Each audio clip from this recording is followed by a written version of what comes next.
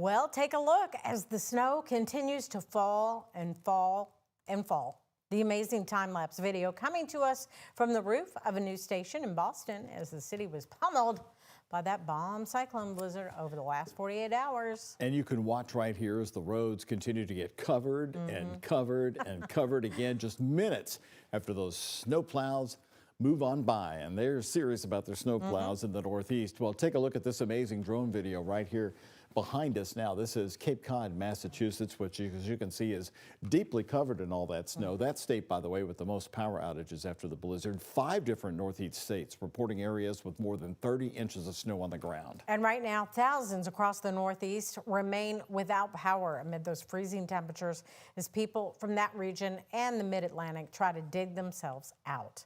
So let's take a look at the nationwide outage map. Here you can see more than 200,000 customers without power in Massachusetts, now as more than 20,000 are without power in New Jersey as well.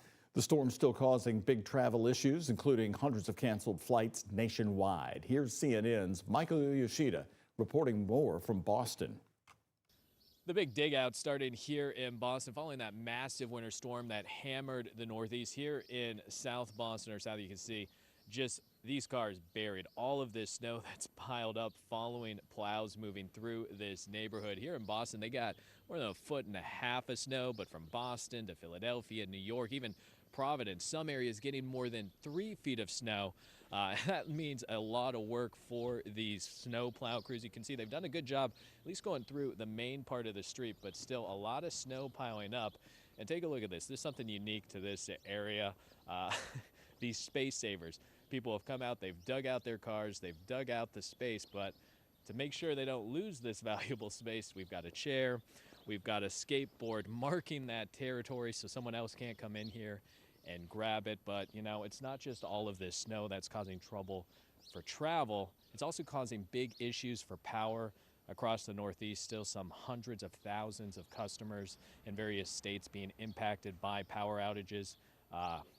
Utility companies, elected officials asking for patience, saying yes, they were prepared for this.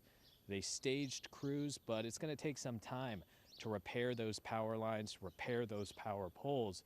And again, it could be potentially several days for some of those hardest hit areas until the lights come back on. Obviously, a lot of work ahead following this massive winter storm. In Boston, I'm Michael Yoshida reporting. I feel like somebody could easily plow over that chair and that skateboard to get a spot.